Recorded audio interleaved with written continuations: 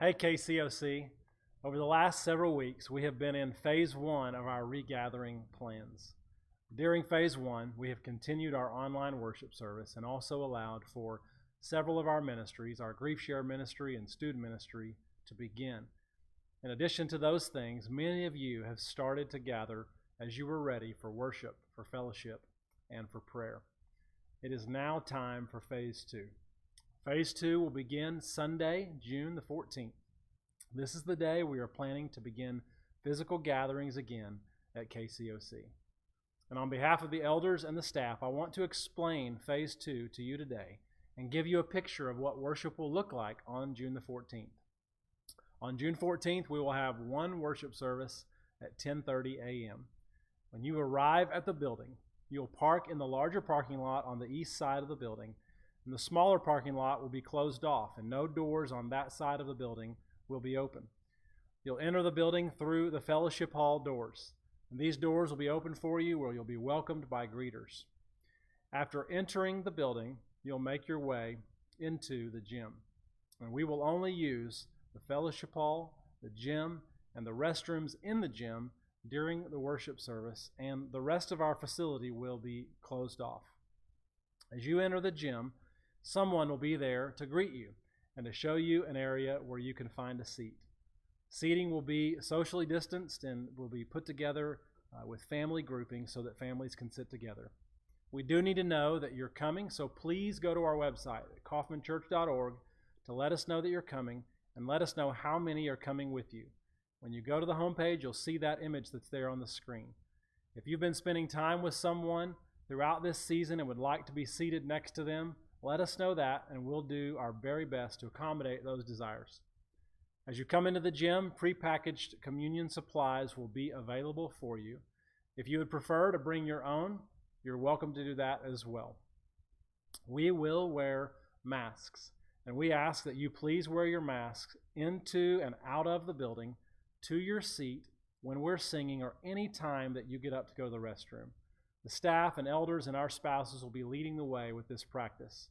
During the sermon, during prayers, communion, and times of silence, you're welcome to take your mask off while you remain at your seat. To those with young children, we want to say a specific word. We want you to attend and realize that masking your young kids will be a challenge. We encourage you to do the very best you can, and we want you to know that we will show you grace if it just isn't working. After the isolation that we have experienced this spring, many of us are longing to gather for worship. And while wearing masks is the most difficult part of this plan, we are confident that all of us are willing to do whatever we need to do in order to make worship happen. This decision allows for us to make room at our table for the largest number of people, and because of that, we believe it's the right decision for now. A few other things I want to point out and make you aware of. Online worship will continue. If you feel that the most comfortable thing and best thing for you is worshiping at home, please know that we will continue to provide a meaningful option for you. No coffee or donuts that will happen at this time. Please feel free to bring your own coffee. There will also be no children's worship. However, Suzanne will have individual bags for your child.